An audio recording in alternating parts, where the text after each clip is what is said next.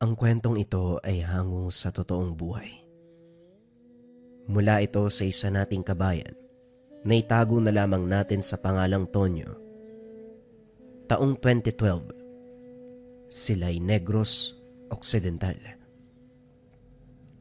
Si Antonio, na mas kilala sa kanilang baryo bilang Tonyo, 31 taong gulang nung mga panong ito. Pangatlo sa 5 magkakapatid. Lumaki sa isang payak na pamayanan sa Silay, isang lugar na tanyag sa malalawak na taniman ng tubo at palay. Bata pa lamang, nasanay na siya sa hirap at pawis ng buhay sa bukid. Madalas ay bitbit ang araro, nakayapak sa putikan kasama ng kanilang ama. Ang panganay nilang kapatid na si Marisa ay may sarili ng pamilya, naninirahan sa bayan. Samantalang si Joel, ang pangalawa, isang gwardya sa Bacolod. Sa gitna ng magkakapatid si Tonyo. Habang ang dalawa pa nilang bunsong kapatid ay abala pa noon sa pag-aaral. Ang kanilang ama na si Mang Insoy, dating malakas at masigasig sa pagtatanim ng tubo. Kaso nga lang, unti-unting binuwag ng edad at rayuma. Mabagal na ang mga hakbang at madaling sumuko ang katawan sa kahit kaunting trabaho. Ang ina naman, si Aling Bianing, maasikaso sa bahay, naglalaba, paminsan nag-aalaga ng mga apo, nagbabantay ng ilang manok na siyang dagdag kabuhayan. Kahit hindi si Tonyo ang inaasahang breadwinner, madalas na siya ang unang kumikilos upang makapagbigay sa pamilya. Likas ang malasakit, lalo at siya ang pinakamalapit sa mga magulang. Parang tungkulin niya ng punan ang mga kakulangan at bigyan ng ginhawa ang pamilya sa abot ng makakaya. Isang hapon, habang nakaupo si Tonyo kasama ang ama sa lilim ng punong mangga, dinig ang huni ng mga ibon, banayad sa iip ng hangin na dumadampi sa mga muka. Hawak ni Mang Insoy ang tungkod. Wari pinipigilan ang kirot sa mga tuhod. Samantalang si Tonyo naman, nakatingin sa malayo, sa malalawak na taniman ng tubo na ilang ulit niya nang inaararo. Tonyo anak, hindi ka na bata. Hindi habang buhay nandito ka sa bukid. Ang mga kapatid mo, may kanya-kanya ng landas na tinatahak. Baka dapat, subukan mo rin na hanapin ang sayo. Wika ni Mang Insoy. Tay, nandito naman po ako para tumulong sa inyo eh. Si Manang Marisa may pamilya na. Si Manong Joel may trabaho na rin. Pero, paano po kayo ni nanay? Kung pati ako aalis din. Hindi ko kayo kayang iwan dito eh. Napabuntong hininga si Mang Insoy. Halatang pinipigil ang lungkot sa mga mata. Hindi kita pipigilan kung gusto mong lumawas. Mas mabuti nang may mapapala ka roon kaysa dito lang sa bundok. Umaasa sa maliit na ani. Basta wag mong kalimutan ang pinagmulan mo. Natahimik si Tonyo. Sa isip niya malinaw ang hirap. Ang dalawang mas nakakatandang kapatid ay abala sa kanilang buhay. At ang dalawang bunso ay nasa eskwela pa. Sino ang aagapay sa kanilang mga magulang kung hindi siya? Subalit sa kabilang banda, alam niyang sa Maynila mas malaki ang pagkakataon na makaipon, makapagpadala at mas makakatulong sa pamilya. Kinabukasan, kinausap din ni Tonyo ang ina habang naglalaba ito sa batya. Ang mga kamay ay basa at nangingitim sa sabon. Anak, alam kong may pangarap ka. Pero ang Maynila, puno ng tukso at paghihirap. Natatakot ako para sa iyo. Wika ni Aling Bianing. Ngumiti si Tonyo. Kahit pilit lamang, hinawakan ang kamay ng ina. Nay, hindi ko po kayo iiwan kahit saan ako makarating. Sa inyo pa rin ako uuwi. Gusto ko lang pong subukan, baka doon makahanap ako ng mas magandang kinabukasan para sa akin. At saka syempre para sa pamilya natin. at doon nagsimulang mabuo ang pasya sa pagitan ng pangarap at tungkulin. Pinili niyang lumakad patungo sa isang daang puno ng pangamba at pag-asa. Ang kanyang paglalakbay ay magsisimula, hindi lamang para sa sarili, kundi para sa pamilya. Pagdating ni Tonyo sa Maynila, para siyang napadpad sa ibang mundo. Ang walang patid na ugong ng mga jeep at bus, ang halos walang puwang siksikan ng mga taong nag-uunahan sa kalsada, at ang makapal na usok mula sa mga sasakyan at pabrika. Lahat ay bago sa kanya. Hindi niya maiwasang isipin ang katahimikan ng kanilang baryo, ang malamig na hangin sa palayan, at ang huni ng kuliglig na siyang paminsan-minsang lamang pumapawi sa katahimikan ng gabi. Nakituloy muna si Tonyo sa isang pinsan sa Pasig, sa masikip na apartment. Doon siya pansamantalang nakahanap ng silungan habang nagpupursige sa paghahanap ng trabaho. Halos isang buwan, pabalik-balik sa mga tanggapan, dala niya ang kanyang lukot na resume, umaasang matatanggap kahit saan. Sa wakas, natanggap siya bilang dicer sa isang grocery store. Hindi yon ang trabahong pinangarap niya, ngunit para kay Tonyo, sapat na ito basta may pangsahod. Nagsimulang magtrabaho si Tonyo kahit buong araw nakatayo. Nag-aayos ng mga paninda, nagbubuhat ng mabibigat na kahon. Tiniis niya ang pagod at kirot sa katawan. Sa bawat patak ng pawis na dumadaloy sa pisngi, sumasagi sa isipan ang mga iniwang magulang, lalo na ang imahe ng kanyang ama na nakatungkod at ang ina na pagod sa paglalaba at pag-aasikaso ng bahay. Sa tuwing araw ng sweldo, diretso siya sa remittance center. Hindi man kalakihan ang naipapadala, madalas ay kaunti na lang ang natitira para sa sarili. Buo pa rin ang kanyang puso para kay Tonyo. Ang kaunting halaga na ito ay higit pa sa pera. Ito ay tanda ng sakripisyo at patunay ng pagmamahal sa pamilya. Sa kanilang trabaho, mabilis na nakilala si Tonyo bilang masipag at tahimik. Hindi siya palabiro, pero palaging handang tumulong sa kahit sinong mangangailangan. Kung may mabigat na kahon na kailangang buhatin, siya kaagad ang nauuna. Kung may kailangang ayusin, hindi niya na inaantay ang utos ng supervisor. Isang hapon, habang maingat na inaayos ang mga dilatang sardina sa istante, nilapitan siya ng isa sa mga matagal niya ng kasamaan sa trabaho, si Bernie, na maging kaibigan at katuwang niya mula pa noong unang linggo sa trabaho. Tonyo, hindi ka ba napapagod? Maghapon ka nang nakatayo ah. Hindi ka tumitigil sa pagtatrabaho mo. Pinahid ni Tonyo ang pawis sa noo gamit ang braso at saka ngumiti ng payak. Ano ka ba, Bernie? Sanay na ako sa bukid. Kung dito, kahon lang ng sardinas ang binubuhat ko. Masyadong magaan to para sa akin eh. Nagkatawanan ang ilan sa mga nakarinig. Sa simpleng sagot ni Tonyo, nakitaan nila ng katapatan at pagiging kontento. Doon lalo siyang hinangaan. Isang taong walang reklamo at marunong magpasalamat sa kahit anong biyaya.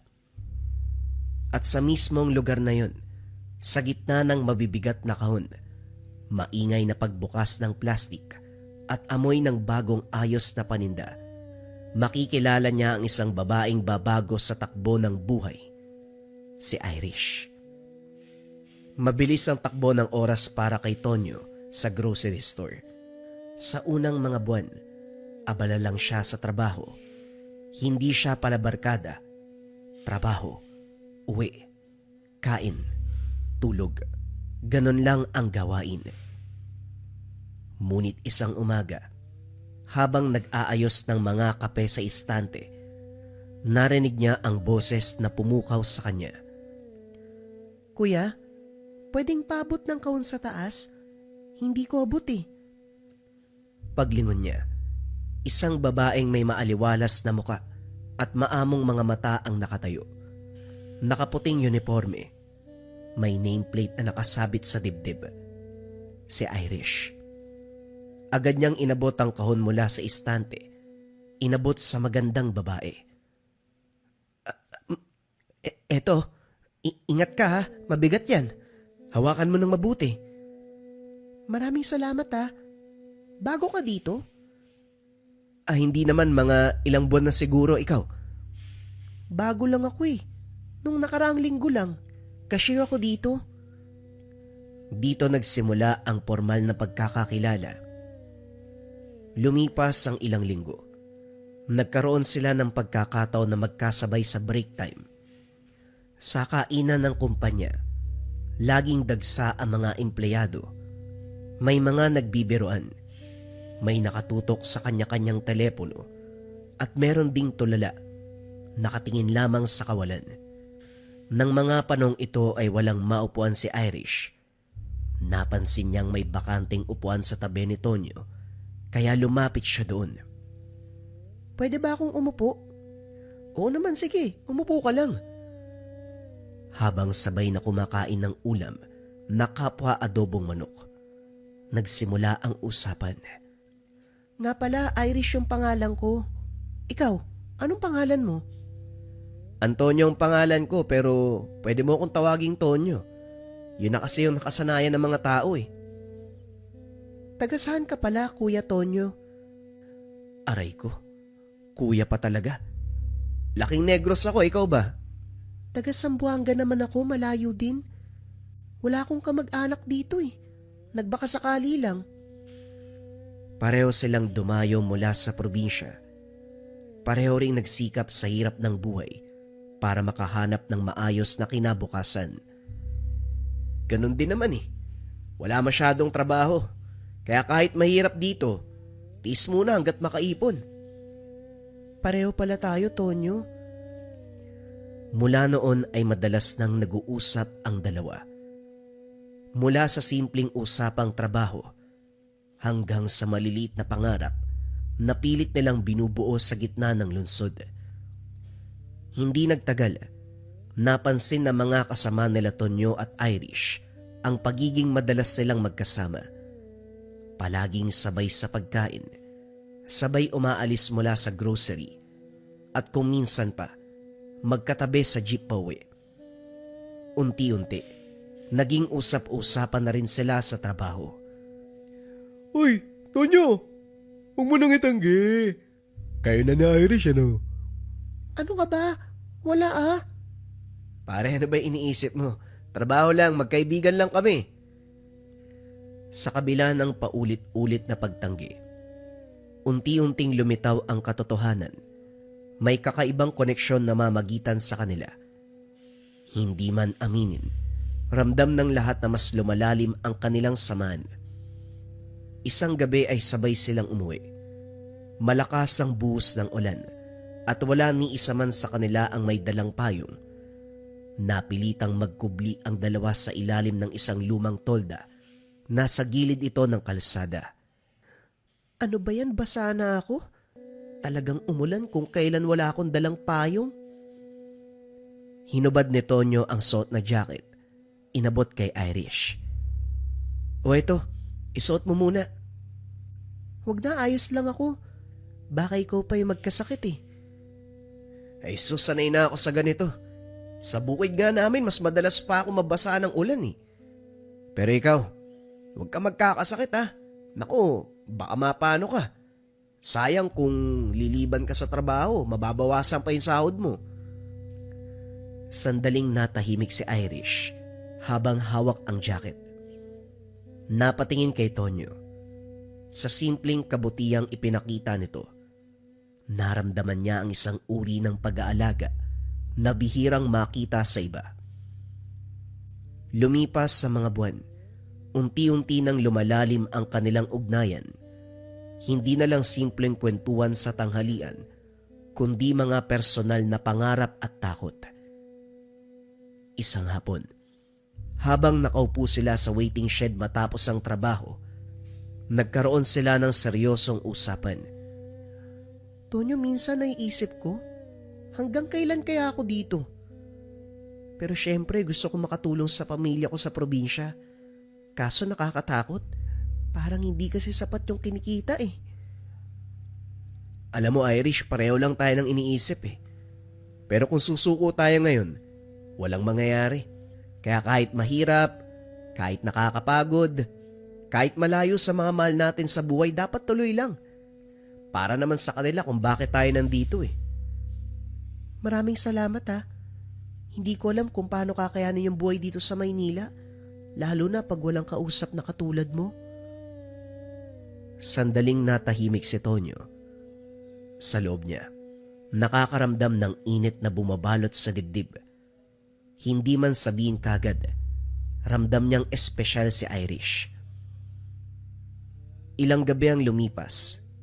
Pag uwi ng magkasama, huminto sila sa maliit na tindahan at bumili ng soft drinks. Habang umiinom, nag-ipon ng tapang si Tonyo. Irish, may sasabihin sana ako. Huwag mo kong pagtatawanan ha. Ha? Ano ba yun? Huminga ng malalim si Tonyo. Pinisil ang bote sa pagitan ng mga daliri. Tumingin ng diretsyo kay Irish. Gusto kita. Hindi lang bilang kaibigan. Matagal ko nang nararamdaman eh. Pero natatakot ako na baka hindi mo ko gusto. Hindi kaagad nakapagsalita si Irish. Pagkatapos ay ngumiti siya. Malambot. Bagyang luwa sa gilid ng mata. Tonyo, hindi na lang din kaibigan yung tingin ko sa'yo eh. Pero sana, wag mo kong iwan ha. Nang aminin ni Tonyo at Irish ang kanilang damdamin, lalo silang naging malapit sa isa't isa.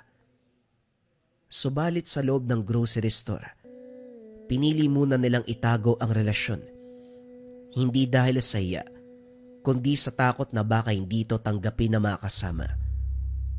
Subalit kahit anong pagtatago, mahirap itanggi ang kilos ng puso. Kapag tanghalian, palagi silang magkatabi. Kapag uwian, sabay silang lalabas. At kapag may okasyon, gaya ng Pasko o simpleng kaarawan ng isang katrabaho, palagi silang magkasama. Uy pare Tonyo, hindi ka ba naiilang na palaging katabi si Irish? Parang hindi na kayo nag-iiwalay. Halos magkasama na kayo sa lahat ng bagay ah. Magkaibigan lang kami pare. Huwag mo lagyan ng mali siya. Siguro pareho lang kami ng rutang inuuwian. Sa mata ng iba, maaaring simple ang paliwanag, pero may lihim na pag-ibig na unti-unti nang lumalabas at hindi na madaling itago. Minsan pagkatapos ng trabaho, naglalakad sila sa gilid ng ilog Pasig. Doon madalas pag-usapan ang mga pangarap.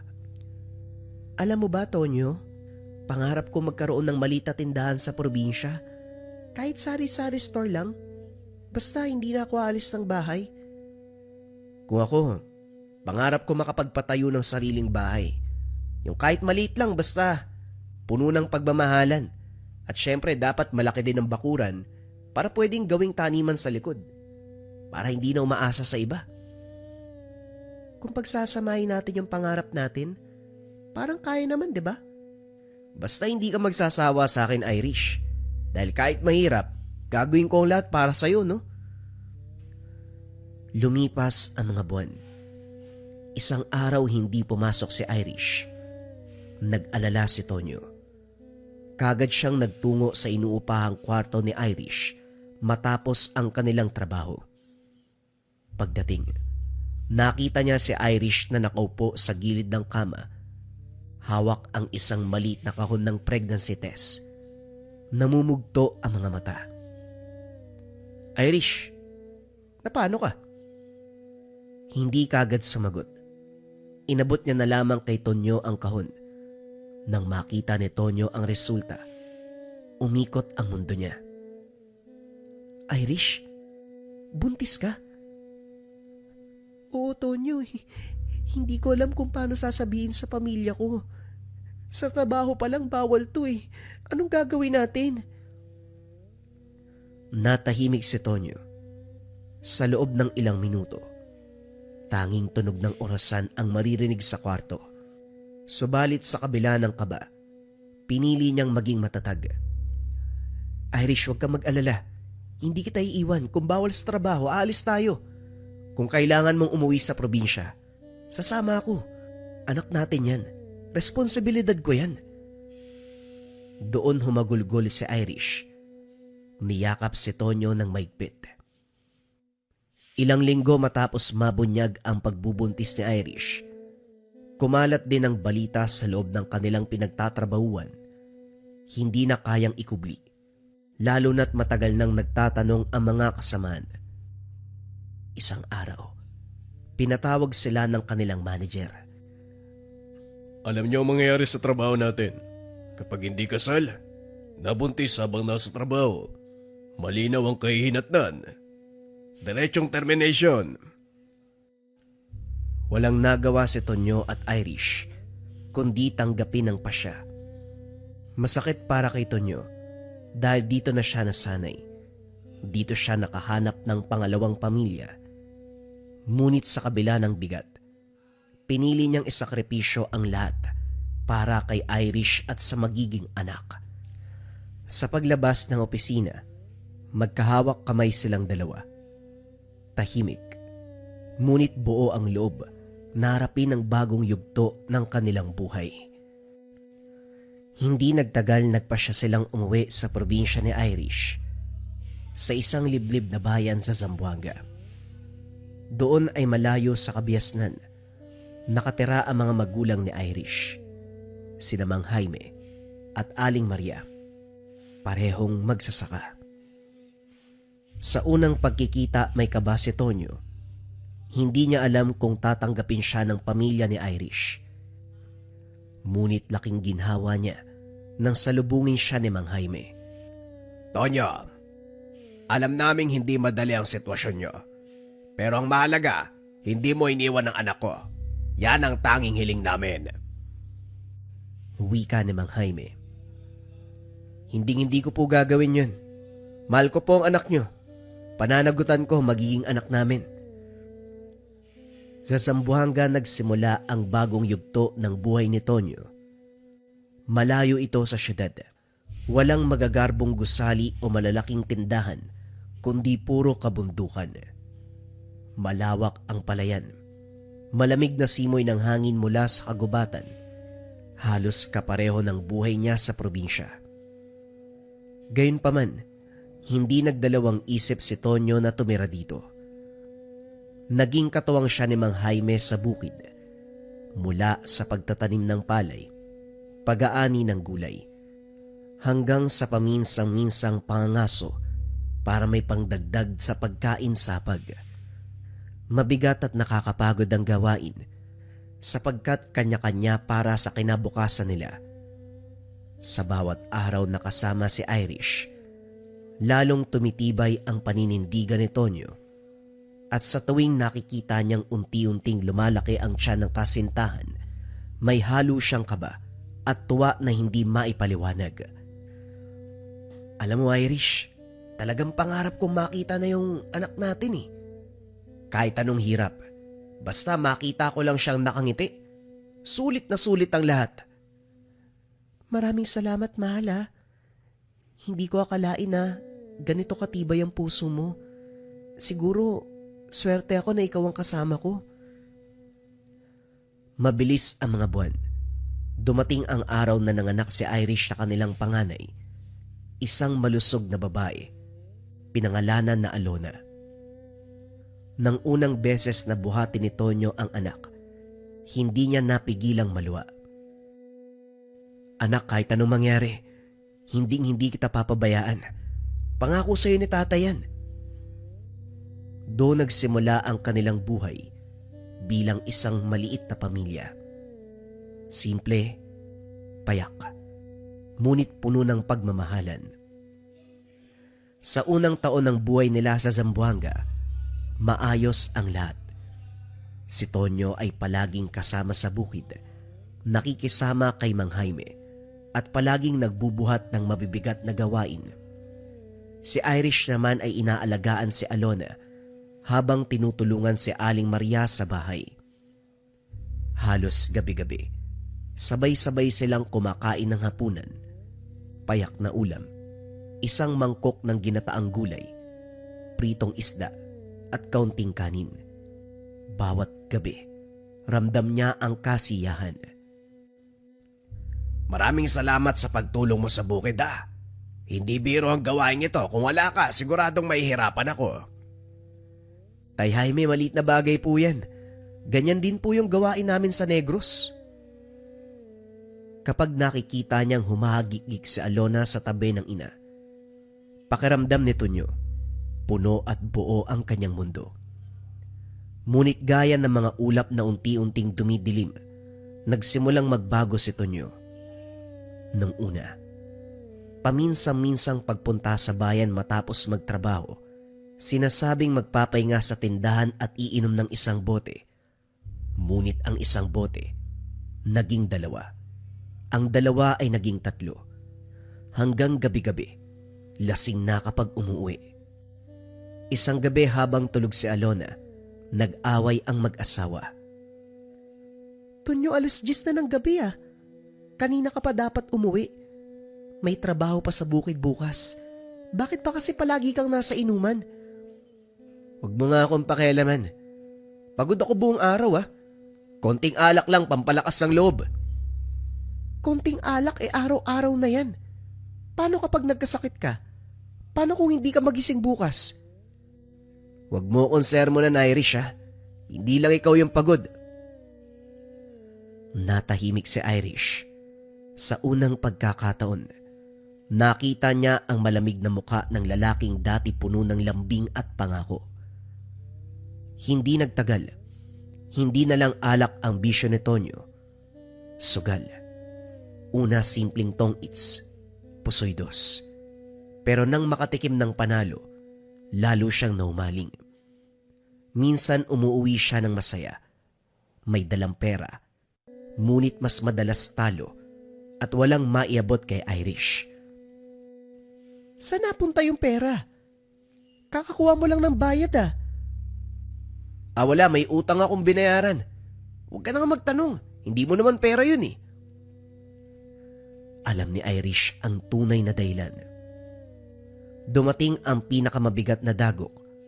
Nabalitaan ni Irish na may tinatagpong ibang babae si Tonyo tuwing nasa bayan. Una, chismis lang mula sa mga kapitbahay. Subalit nang paulit-ulit na ang kwento, hindi niya na maitanggi sa sarili. Isang gabi umuwi si Tonyo ng lasing. Hindi na nakatiis si Irish. Hindi ako bulag Alam ko mga ginagawa mo. Hindi lang alak, hindi lang sugal, pati ibang babae pinapasok mo na. Hindi ka ba nag-iisip? Kung ano man ang narinig mo, huwag ka maniwala ka agad. Chismis lang yan. Hindi to chismis, Tonyo. Kita na mismo ng mga kapitbahay natin At yung pera ubos palagi. Hindi ko na kayang palampasin to. Sige, maniwala ka sa kanila. Kung ayaw mo, diwag. Hindi lang naman ikaw yung babae sa mundo Napayak si Irish. Sa tabi nila ay nagising si Alona. Umiiyak na rin. Doon naramdaman ni Irish ang sakit. Hindi lang para sa sarili, kundi para sa anak nilang walang kamuwang-muwang. Kinabukasan nagpa siya si Irish. Sa kabila ng sakit, pinili niyang tapusin ang relasyon nila ni Tonyo. Tonyo, mula ngayon, maghihiwalay na tayo. Hindi ko na kayang isugal ang kinabukasan ni Alona sa bisyo mo. Kung gusto mong magbago, gawin mo ng mag-isa. Pero sa ngayon, kami na muna ng anak ko ang iintindihin ko. Hindi nakasagot si Tonyo. Nakatungo lang siya. Hawak ang ulo na parang hindi makapaniwala. Pero sa loob niya, alam niyang siya ang may kasalanan ng lahat. Pagkaraan ng ilang araw nag-impake si Tonyo, nagpaalam kay Mang Jaime at Aling Maria. Tuluyan ang bumalik sa Negros, bitbit ang hiya at pagkatalo. Samantala si Irish, naiwan kasama si Alona, Doon nagsimula ang kanyang pakikibaka bilang isang single mother. Pagkatapos umalis si Tonyo at umuwi sa Negros, nanatili si Irish sa Zamboanga kasama ang anak nilang si Alona. Sa umpisa, pinilit niyang maging matatag. Pero sa bawat gabi, habang natutulog si Alona sa tabi niya, hindi mapigilan ni Irish ang mapaluha. Ang dating masayang buhay na kanilang pinangarap, naglaho na parang bula. Alona anak, patawarin mo ko ha. Hindi to ang buhay na ginusto ko para sa'yo. Pero gagawin ko ang lahat para lumaki ka ng ligtas at masaya. Hindi niya ito pinapakita sa magulang. Unti-unting nangangayayat si Irish at wala nang ganang kumain. Si Berna, tiyahin ni Irish sa panig ng ina. Nakatira lamang sa kabilang sityo. Kilala siya sa lugar bilang albularya at mangkukulam na may kakaibang kaalaman. Isang araw dumalaw siya sa bahay nila Irish. Nadatnan ang pamangkin na nakaupo sa balkonahe, umiiyak. Irish, nabalitaan ko nangyari sa inyo ni Tonyo. Hanggang kailan ka magtitiis ng ganyan? Tignan mo ang sarili mo. Payat na payat ka na. Hindi mo pwedeng hayaan na takasan ka ng lalaking yon. Tiya, ayoko nang isipin pa si Tonyo eh. Basta kasama ko si Alona, sapat na po yun para sa akin. Hindi kumbensido si Tia Berna. Para sa kanya, hindi dapat makaligtas si Tonyo sa pananakit. Kinabukasan, sinimulan ni Berna ang ritual. Sa maliit na silid, inilabas niya ang mga gamit, mga manika, pula at itim na libreta, mga kandila na may iba't ibang kulay, bawang at asin. Kinuha niya ang isa sa mga naiwang gamit ni Tonyo sa bahay nila Irish, isang panyo at lumang t-shirt. Ito ang gagamitin sa ritual. Tonyo, sa bawat sakit at luha ni Irish, mararanasan mo rin. Hindi ka makakatakas. Inilagay ang t-shirt sa gitna ng lamesa. Sinindyan ng pulang kandila. Nagsimula ng mag-orasyon.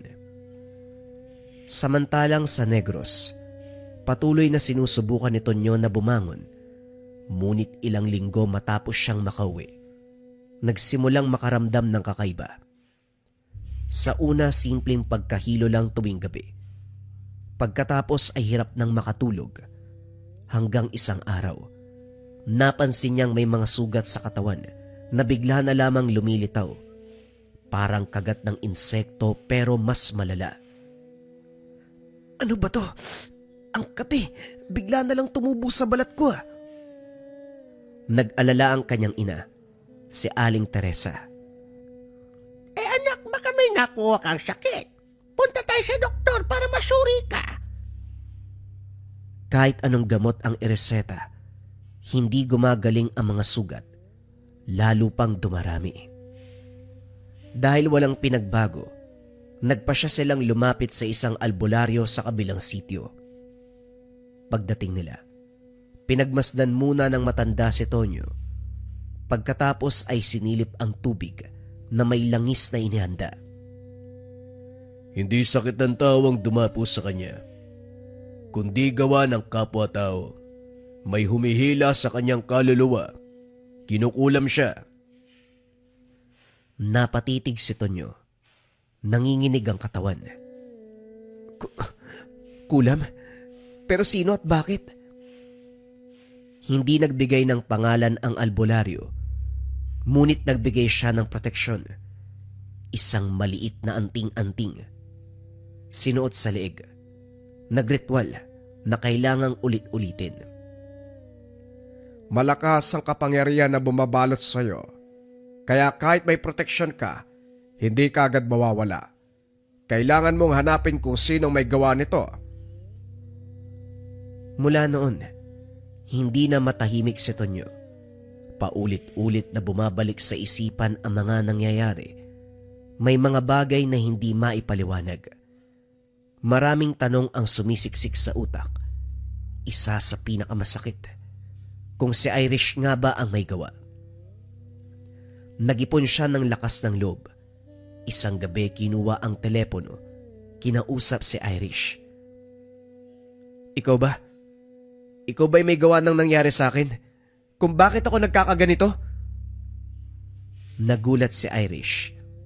Kagad na sumagot. Halatang may halong galit at lungkot. Anong sinasabi mo? Ano bang nangyayari sa'yo? Wala akong alam sa mga sinasabi mo. Ikaw na nga tong nanakit sa amin eh. Ako pa ang pagbibintangan mo? Natahimik si Tonyo. Sa boses ni Irish dama niya ang katotohanan. Hindi ito nagsisinungaling. Pero mas lalo siyang nalito. Kung hindi si Irish, sino ang nasa likod ng lahat? Sa Negros, halos hindi na makabangon si Tonyo mula sa higaan. Ang dating matikas at malakas na katawan, lumiit at nangayayat. Ang mga sugat sa kanyang balat ay nagkaroon ng nana, madalas nilalagnat.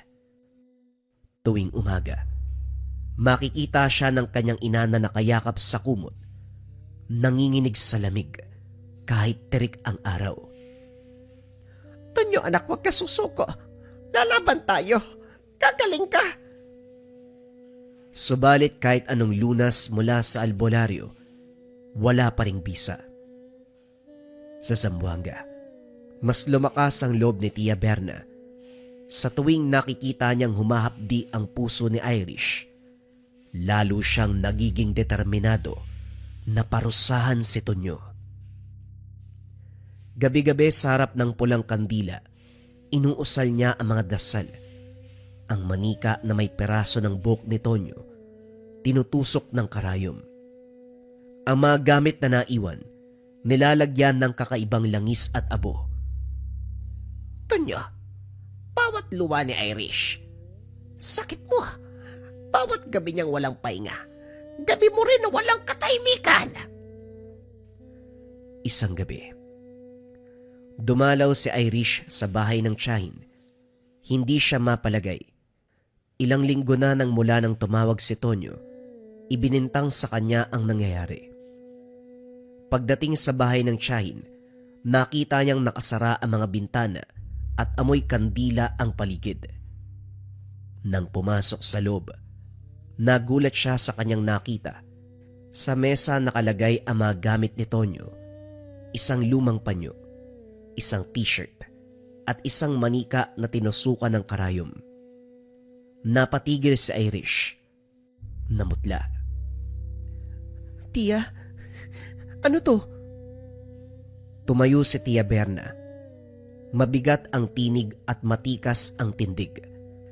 Subalit halatang nagulat pagdating ng pamangkin. Ginagawa ko ito para sa'yo at para kay Alona. Para hindi ka muling paiyakin ni Tonyo. Upang maranasan niya ang sakit ay binigay sa inyo. Nanginginig ang boses ni Irish. Pinipigil ang luwas sa mga mata. Hindi ko hiniling yan, Tia. Oo, iniwan ako at nasaktan. Pero hindi ko kayang makita siyang mamatay o magdusa. Ama pa rin siya ng anak ko. Tumigil sandali si Tia Berna, pero hindi bumitaw ang paninindigan sa mukha niya. Hindi ka dapat magpakamangmang. Kung hindi siya bibigyan ng leksyon, uulitin lang ni Tonyo ang mga nagawa niya. Mas mabuti nang matigil siya habang maaga pa. Dahan-dahang lumapit si Irish. Hinawakan ng kamay ng tiyahin. Tia, pakiusap, tama na po. Hindi na siya kailangang pahirapan. Kung tunay ang pagmamalasakit niyo sa amin ni Alona, pakinggan niyo po ako. Patawarin na lang natin siya. Hayaan niyo ako magdesisyon para sa buhay namin. Nagtagal ang katahimikan. Kita sa mga mata ni Tia Berna ang unos ng damdamin.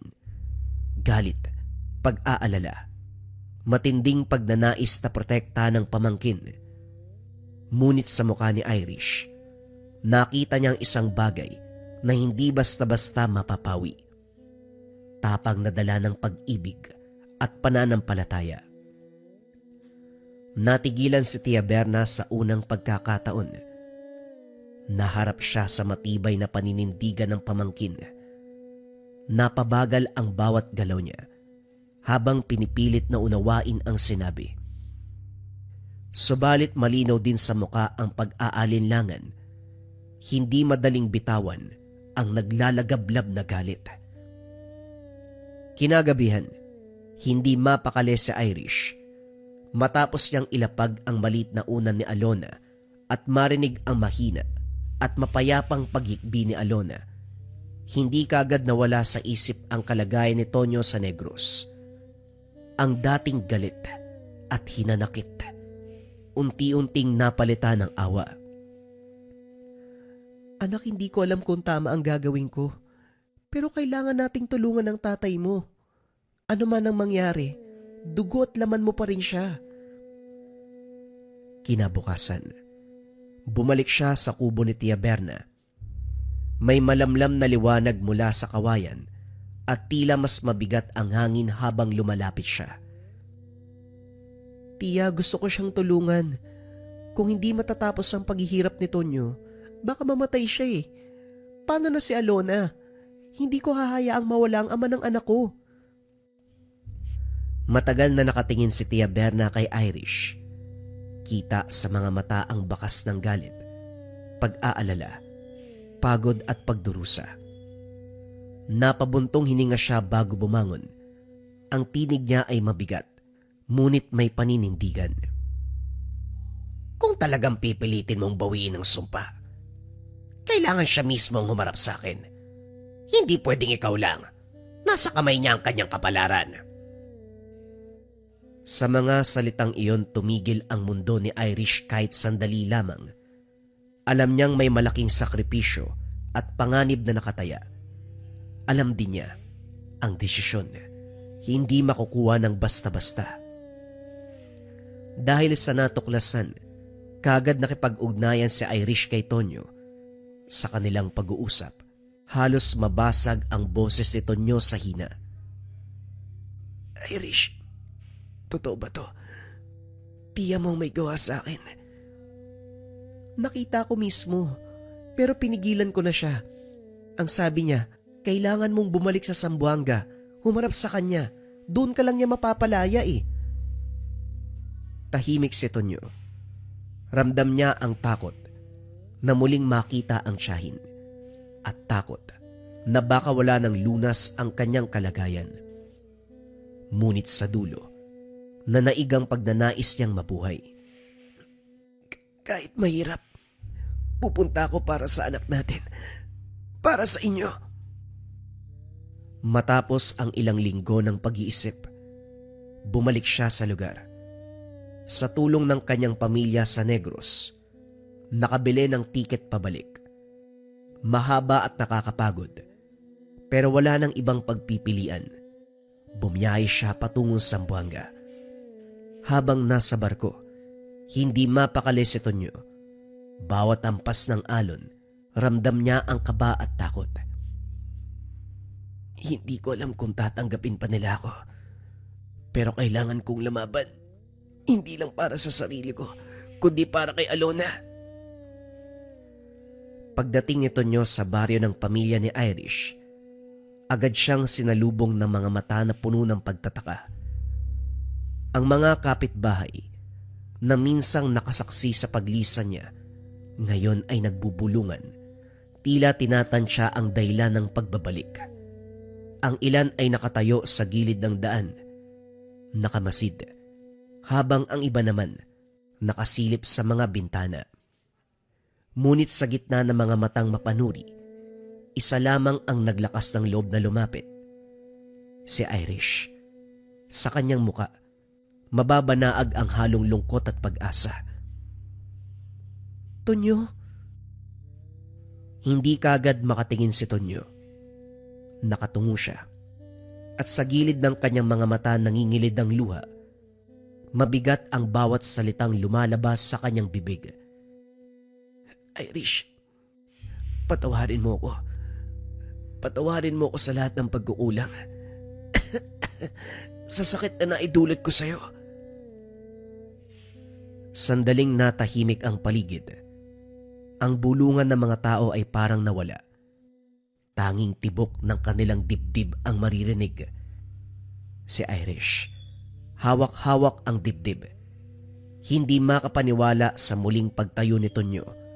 Sa kanyang harapan, basag, sugatan, ngunit handang humingi ng kapatawaran. Niyakap siya ni Irish. Maigpit na parabang wala ng salita ang kailangan. Kinabukasan dinala siya ni Irish sa bahay ni Tia Berna. Doon tahimik ang paligid. Ang mga bintana ay nakasara at tanging liwanag mula sa mga kandila ang nagbigay ng liwanag sa loob. Nakaharap si Berna sa isang maliit na altar. May mga dahon, asin at iba't ibang ugat ang nakalagay sa lugar. Nag-orasyon si Berna, paulit-ulit habang iniihipan ang batok at dibdib ni Tonyo. Biglang nakaramdam si Tonyo ng malamig na hangin na dumadampi sa kanyang katawan. Ang bigat ng ilang buwan na pasan, tila unti-unting gumagaan. Ngunit kasabay nito, dumadaloy din ang matinding sakit, para bang may humihila palabas mula sa kanyang kaluluwa. May umatak sa loob ko. Tonyo, konti na lang, kakayanin mo yan. Nandito lang ako. Patuloy si Berna sa pag-oorasyon. Ang mga gamit ni Tonyo, inilalagay sa planggana. Sinabuyan ng asin at bawang, pinakuluan ng tubig na may iba't ibang dahon. Umuusok ang paligid at ang amoy ng mga halamang sinunog ay kumalat sa buong silid. Makalipas ang ilang ulit na ritual, bumagsak si Tonyo sa sahig. Pawisan at hingal na hingal. Subalit sa kanyang muka, makikita ang kakaibang ginhawa. Parang natanggal yung bigat sa dibdib ko. May malamig na hangin na dumampi sa akin. Tumigil si Berna. Ibinaba ang kandila. Humarap sa kanila. Tapos na. Pero hindi ibig sabihin wala ka ng pananagutan. Ang sumpa ay tinanggal, pero ang sugat na iniwan mo sa pamilya, yan ang dapat mong gamutin. Pagkatapos ng ritual, humarap si Tonyo kay Irish at sa kanyang mga magulang. Namumugto ang mga mata. Nanginginig ang boses, ngunit buo ang loob. Patawarin niyo po ako. Alam kong hindi kinaya noon. Ang dami kong pagkukulang. Ang dami kong kasalanan, pero nangangako ako. Hindi ko nauulitin. Babawi ako para sa inyo. Para kay Alona. Bigyan niyo lang ako ng isang pagkakataon. Tahimik ang paligid. Si Mang Jaime, matagal nakatitig kay Tonyo. Hindi kagad sumagot. Kita sa kanyang muka ang paghihirap sa pagitan ng galit at pagnanais na unawain. Sa wakas, bumigat ang kanyang tinig ng magsalita. Tonyo, hindi madaling ibalik ang tiwala. Ang sugat na iniwan mo, hindi basta-basta maghihilom. Pero kung talagang seryoso ka sa pinakita mo, hindi sa salita kundi sa gawa, doon lang namin malalaman kung karapat-dapat ka ba sa pagkakataong hinihingi mo. Tumango si Tonyo. Maigpit ang pagkakahawak sa dibdib. Sa unang pagkakataon, matapos ang mahabang panahon, nakaramdam siya ng pag-asa. Nang mga sumunod na linggo, sineryoso ni Tonyo ang pangako niya. Muling tumulong sa bukid kasama si Mang Jaime, nagtatanim ng palay, nag-aalaga ng hayop. Sa tuwing mag-aalok ng alak ang mga dating kabarkada, tumatanggi siya. Maraming salamat mga pare. Pero tapos na ako dyan. Marami akong kailangang ayusin. Sa gabi imbis na maglasing, nasa bahay siya kasama si Irish at Alona. Kumakain ng hapunan, nakikipaglaro sa anak, at minsan, nagkikwento ng kabataan sa Negros. Dahan-dahan, nakikita na Irish ang pagbabago. Hindi to mabilis, ngunit bawat araw ay may patunay.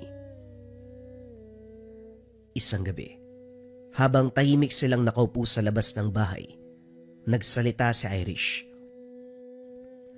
Hindi ko akalaing darating pa ang oras na makikita kita na ganito. Ikaw na muli ang Tonyo na nakilala ko nung una.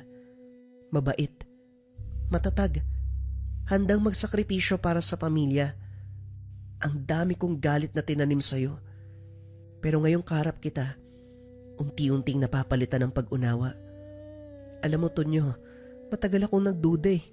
Bawat gabi iniisip ko, karapat dapat ka bang bigyan ng pagkakataon? Pero sa nakikita ko ngayon, handa na akong patawarin ka. Hindi dahil nakalimutan ko na ang sakit. Naniniwala ako, may pag-asa pa na mabuo tayo uli. Para kay Alona, para sa anak natin. Maraming salamat, Irish ha. Salamat sa isa pang pagkakataon. Wala na ako ibang hihilingin. Yung pagtanggap nyo, lubos na yun para sa akin eh. Hindi ko sasayangin yan. Sa bawat araw na darating, ipapakita ko sa'yo, magiging mabuting tao ako. Mabuting ama. Yun ang tanging layunin ko. Mula noon, naging mas matatag ang pamilya nila Tonyo at Irish. Nanatili sila sa kabundukan. Malapit sa kalikasan, sa simpleng pamumuhay na unti-unti nilang minahal. Hindi man sila nakaligtas sa mga pagsubok noon, magkasama nilang hinarap ang lahat. At sa bawat pagmulat ni Tonyo tuwing umaga, ang una niyang natatanaw, si Irish at Alona. Paalala na dahil sa kanila, natutunan nilang mamuhay ng payapa, tahimik sa kabila ng lahat ng pinagdaraanan, at para sa mga kalalakian na nakakaranas ng mga natamasa niya bago siya madapa sa pagiging ama. Ang tanging payo ni Tonyo, huwag mo nang ituloy. Masisira ang buhay mo. Ito ang leksyon na kanyang natutunan sa isang batikan na mangkukulam.